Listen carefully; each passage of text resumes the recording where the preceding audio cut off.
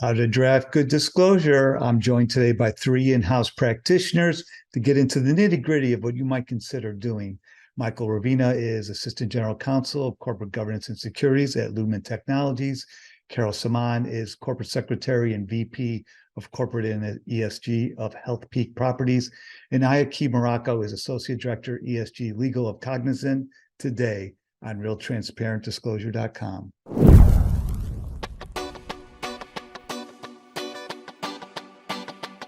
So Michael, Carol, I thank you so much for joining us, talking about disclosure practices.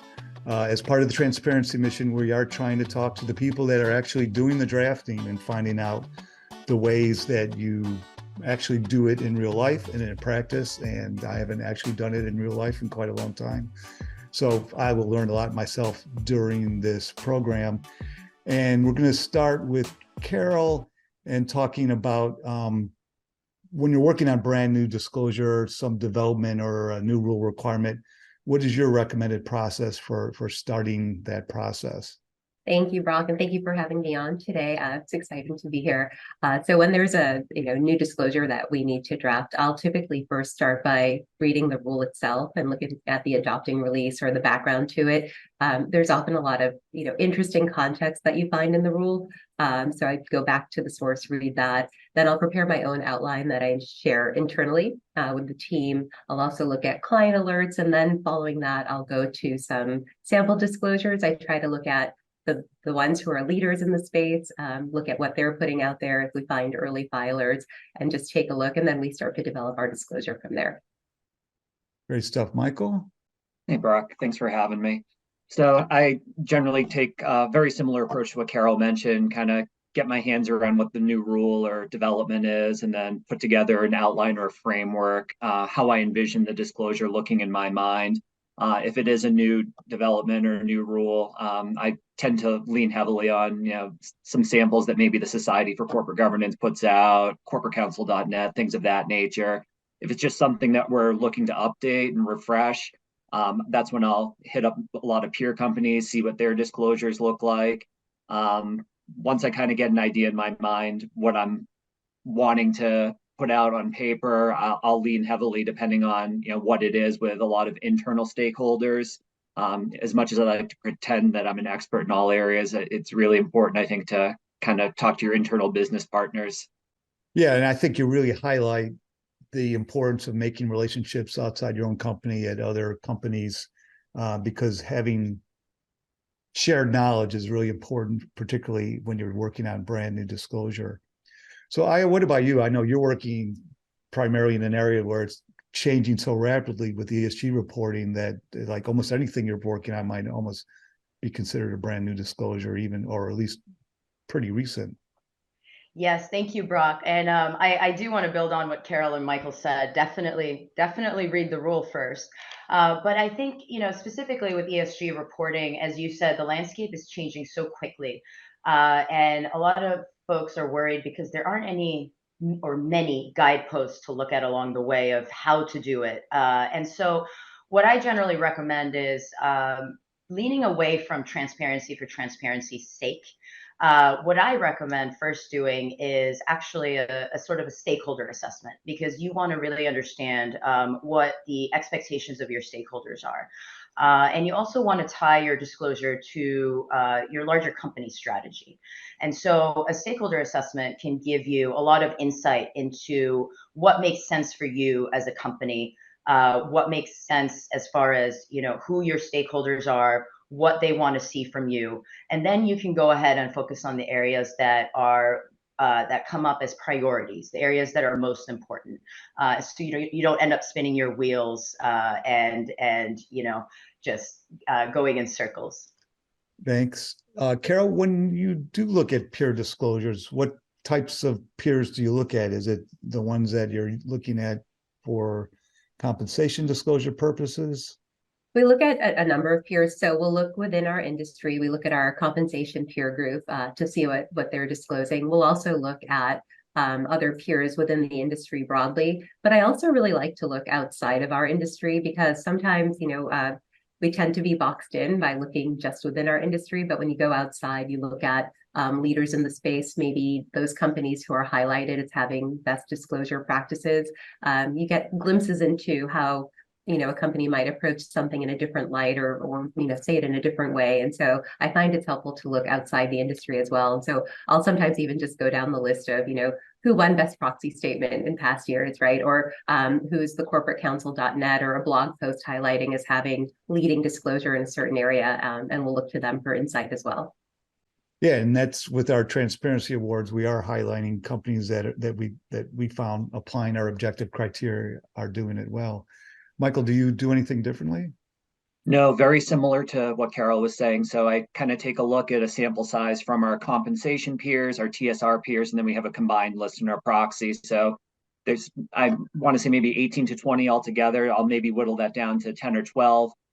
Even though we're a telecommunications company at Lumen, we always talk a lot about, who do we want to be when we grow up, and thinking about, technology companies. So very similarly, I'll kind of take a look at some technology company disclosures, see what they're saying, see if there's a lot of differences between what we're disclosing and what they're disclosing. And then same thing as far as, looking at maybe who was up for best proxy at the corporate governance awards, who's known for having some really good disclosure, and just kind of taking some samples from there as well. Yeah, I could say from when I was in-house 25 years ago, I think the max I probably looked at was 8 to 10. I mean, it really is amazing how much more of a greater workload that people have today, just in terms of the length of the disclosure. Obviously, in the disclosure documents is, fivefold probably, and then just even the diligence that people are doing. It's really great to see. Aya, how about you? So very similar to Carol and Michael, we do look within our industry. So Cognizant is an IT services company, and we do want to make sure that we are following industry best practices, industry standards. However, as a technology company, we also look beyond just our immediate peer set. And we also look to beyond the technology industry to the leaders in the space. So again, who's winning the awards, who is being highlighted by analysts and so forth. That gives us a really good flavor of, what is resonating with the audience. And so we'll focus a little bit on that. I think a little bit of a difference is we do try to focus our benchmarking a little bit more. Generally, we'll focus on 4 to 5 peer disclosures when we're benchmarking, and go from there. Thanks. Carol, I just mentioned diligence. When you're updating a particular section of disclosure that's been around perhaps for a while, what are you looking for to change? How much diligence might be conducted for that? Yeah, we take a fresh look. If it's the proxy statement or our ESG report, we'll take a fresh look from start to finish and just think through a few issues. So we'll look at what investor or stakeholder feedback we received through the year. Were they looking for a little more information, or was something not clear to them? We'll start with those sections and try to rework them a little bit. I also take a keen eye when we're reviewing our disclosure to determine, could this text stand to benefit from a graphic instead of, being text heavy? Can we streamline the disclosure, give it bullet points, or make it a little bit more readable? Can we get to the punchline a little bit more quickly? And then likewise, I'll look where we have a lot of graphics or a lot of charts and ask myself, is it clear? Are we telling the story clearly here? Or have we gone too far in the direction of graphics and charts? And do we need to add a little bit of narrative here? And so we'll do that. And then we also work internally with other stakeholders who are reviewing the proxy or the ESG report, and ask them to help us make sure we're ticking and tying every number, every fact, to make sure it's telling our story. And then what Aya had mentioned, I think, the very beginning of the hour, we always go back and make sure that whatever we're saying ties back to our strategy and tells our story as a company. It's really important to make sure they're all in sync. And Michael? So for disclosure that feels dated or doesn't, paint a complete picture, that's kind of what I focus the attention on. Think about how things could be maybe worded differently to make it more clear and concise to our shareholders, what we're trying to convey. Areas where we're maybe not telling enough of the story, we want to, paint a different picture of the business and relate it back to things like our strategy or our vision. For diligence, I tend to get a baseline by looking at peer disclosures. Are we disclosing, more or less than our peers? If so, what's the reason for that? Generally, when I get it in my head what areas we are going to look to update this year, be it in the 10K or the proxy, I'll run those things past other internal stakeholders. So a lot of times our accounting team, our internal audit team, and just make sure we're all aligned on what's going to get updated this year. There's a lot of other parties internally that are reviewing this, and I want to make sure, we're focusing our energy on the right things at that particular moment in time. And generally, once I go through those checkpoints, I have a good sense of, what to move forward on for that particular filing. And Aya, how about you? So when updating a section of disclosure, generally we are looking to update either because some new guidance has come out or because we have more details, more information. And so a lot of the time what we'll focus on is ensuring the integrity of the data, the new data that we're going to disclose. So we want to make sure that we can back that up with evidence. So conducting the due diligence, going through internal audit validation, or sometimes external assurance. We will also look at whether or not it makes sense to put new controls in place for the new updated disclosure, because we want to make sure that whatever we are disclosing is something that is repeatable, that is trackable and auditable. And then Carol, in terms of design, maybe it's someone on your team that is looking at this, but the disclosure design, the graphics, the visuals, how much thought do you put into that, or do you rely on others for that type of thing?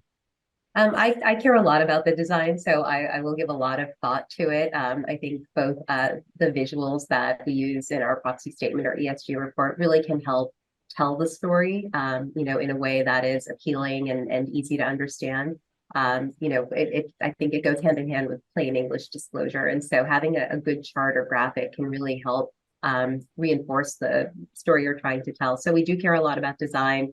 I've been known to draw things on a napkin and send it to our external designer and say, make this, or have it come out like this. So, we'll do that. We also look at a disclosure database that our designer has, and we'll look at what other companies use and say, we like this chart or this graphic, let's kind of work this in. But, design is important to us, not at the expense of the disclosure, but I think it really helps enhance the story.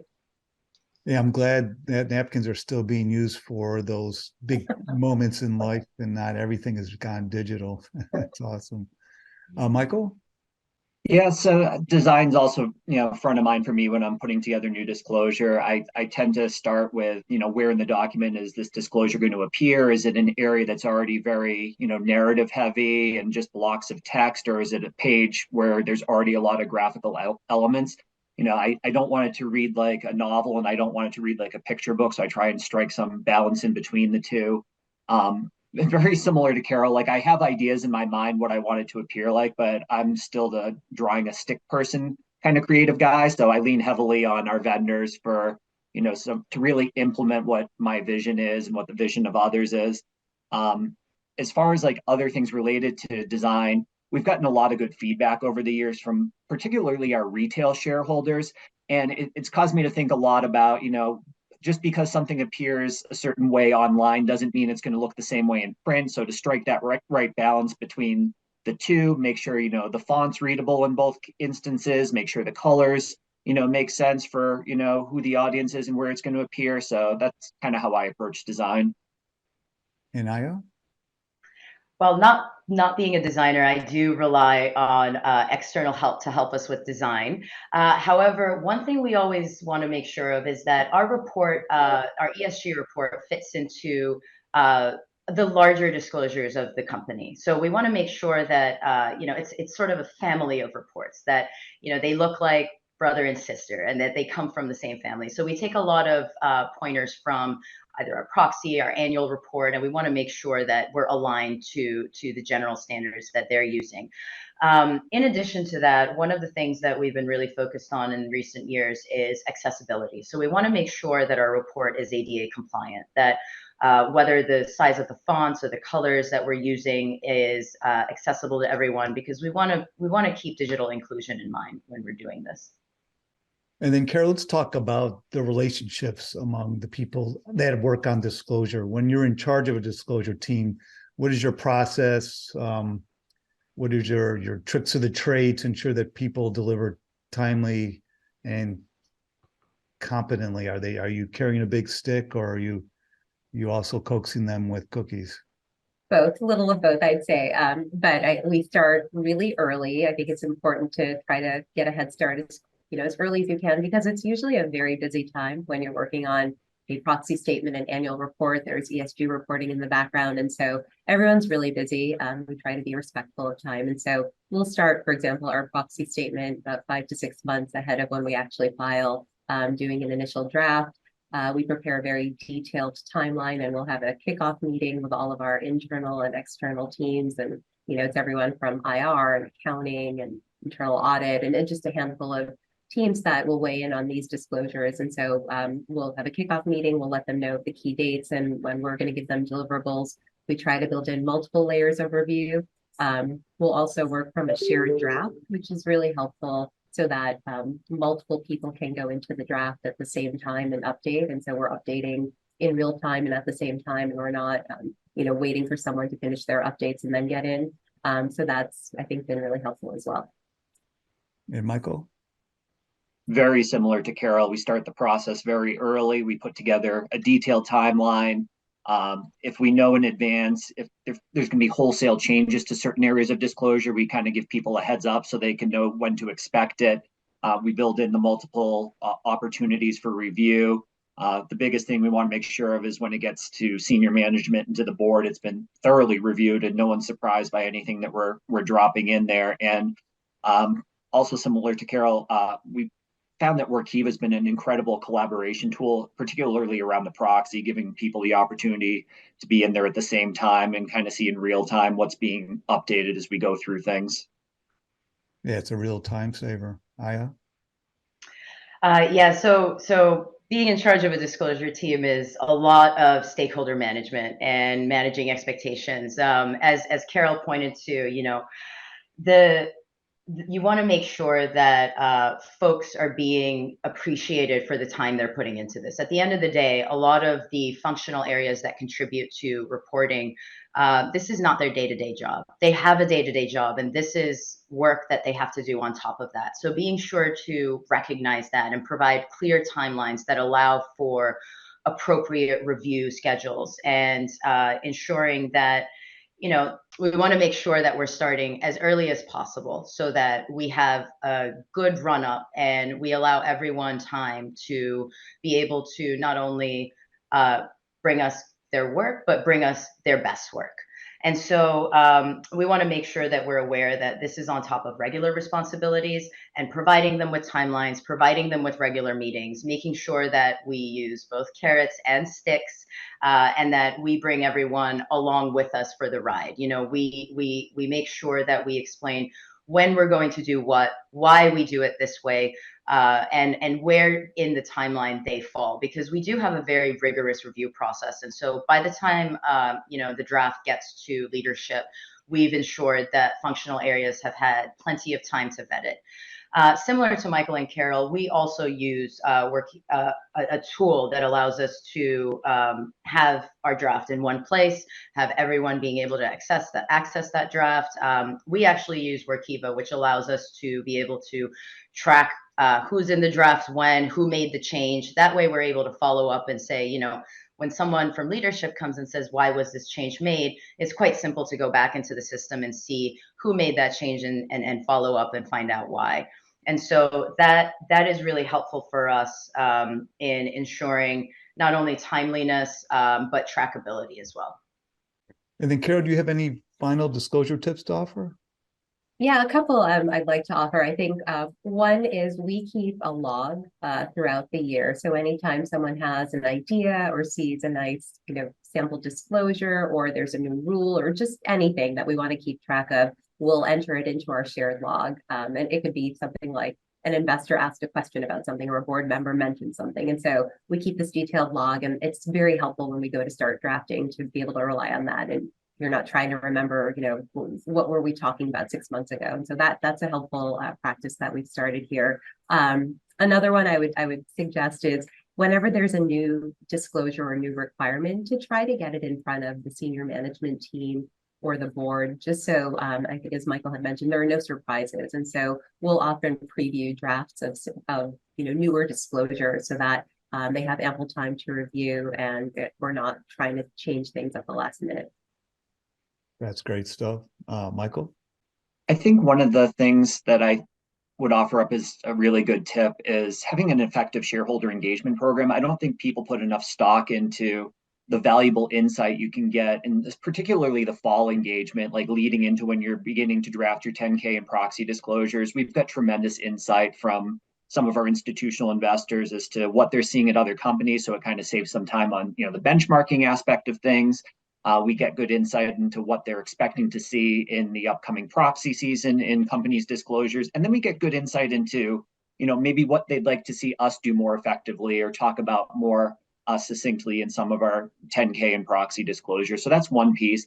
And then the other piece that I've already mentioned a few times and I'd like to go back to is just involving those internal stakeholders. If you're looking to update your cyber disclosure like we are this year, because of the new rules, it's getting our risk and security team involved, getting our internal audit team involved, getting them involved early, rather than spin your wheels and start drafting things that may not be spot on. Talk to people, like find out what it is that you should be saying and talking about specifically, so you're not wasting your time or some of your business partners' time. Inaya? I think my biggest tip would be to start earlier. We've found that every year we try to move up our timeline a little bit, simply because we see regulation coming down the pipeline that at some point, pieces of the ESG report might be required to be included in your proxy or annual reporting, which is, there's a specific time when that disclosure needs to happen. Also, just what Michael and Carol were saying, if you want to involve your stakeholders, you need more time to be able to have those discussions, and you don't want deadlines breathing down your neck, because generally people don't do their best work when that's the case. Also, I would suggest building in contingencies into your timeline. We build in weeks of contingencies into our timeline when we start, and I've never ended a reporting cycle with leftover contingencies. So building contingencies, start earlier. This was an amazing panel. People would not realize how much rehearsal we put into this.